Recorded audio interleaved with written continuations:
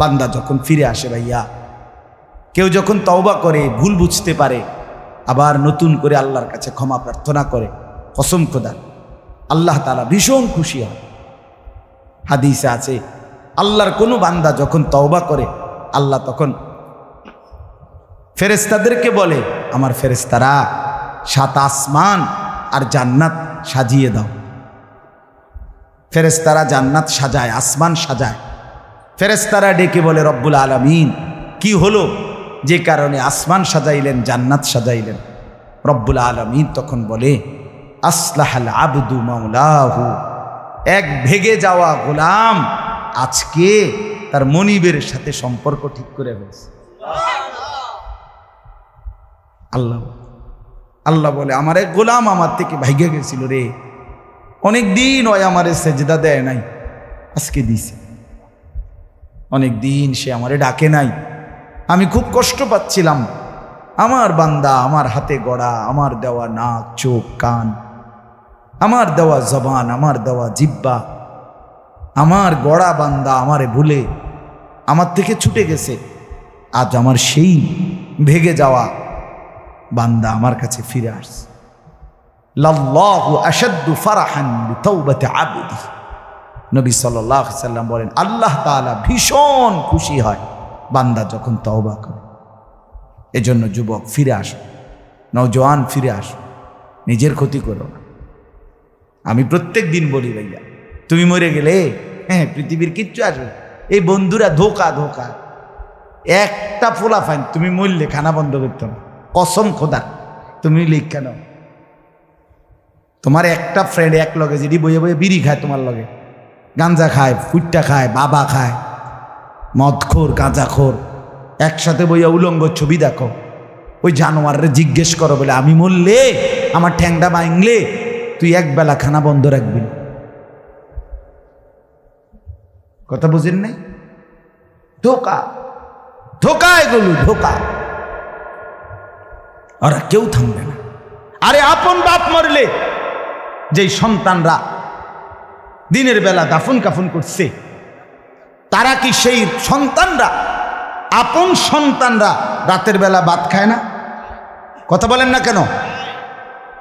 পাশের ঘর থেকে খানা রান্দাইয়ে আরো বেশি খায়, আরো একটু গোস্ত লাও, যেই কান্দাটা তুমি কাঁদছো আজগা। কি ভাইয়া? তাইলে তাহলে আপন বাপ, তারপরেও তো সন্তান খানা খাইতেছে, তোমার লেগে কাঁদবে কে? এর জন্য পৃথিবী আমাদের কারো জন্য থামবে না ভাইয়া, থামবে না। সামনের গাড়ি অ্যাক্সিডেন্ট করে, পেছনের গাড়ি অপেক্ষা করে না, পাশ কাইটা কাইটা চলে যায়। জ্যাম বাজ্যা গেলে আরো চিৎকার শুরু করে, আরে লোক মরে গেছে, আরে মরলে মরুক বেটা, রাস্তা ক্লিয়ার করতে কও। ঠিক কিনা বলেন না কেন? ধরে বেটা বেটা কেডা মরছে না মরছে বেটা, এর লেগে বুঝি মানুষের রাস্তা আটকায় রাখবে, মানে এই যুক্তি দেখা। তাহলে কেডা মরছে না মরছে মানে তোর মতো এক মানুষ মরছে। ঠিক কিনা বলেন না?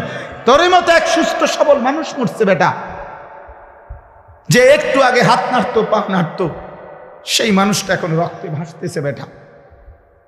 পাত্তাও নাই, কিসের সময় কাম, কার হাতে সময়? সবাই মেশিনের মতো, যন্ত্রের মতো দৌড়াইতেছে। রাস্তায় দেখেন না সিএনজি, অটো, কি করে সবাই, কারো হাতে সময় নেই। ঠিক কিনা বলেন? কে কাকে ঠেলিয়া যাবে, কারো হাতে সময় নেই, কে কার জন্য থামবে। এই জন্য তুমি নষ্ট হয়ে গেলে বন্ধু, কেউ তোমারে ফিরাবার নাই। তোমার জন্য ভাববে কেউ, ডাকবে কেউ, কাঁদবে কেউ নাই। আরে আপন মা বাপের তো খবর নাই এখন। আপন বাপ সাইয়া রইছে, দেখে তার ফুতে আজকে 6 বছর 9 বছর এক ওয়াক্ত নামাজ পড়ে না, এবড়া বয়ে বয়ে বিড়ি খায়, বন খায়, চা দিয়া ভিজাইয়া খায়। এবারটার মাইছ না সেইটার নামাজ পড়লে পড়ছে, না পড়লে রাতের ব্যাপার। বাবুরে টেহা দনে দিছে, টাকা দিলে খালাস।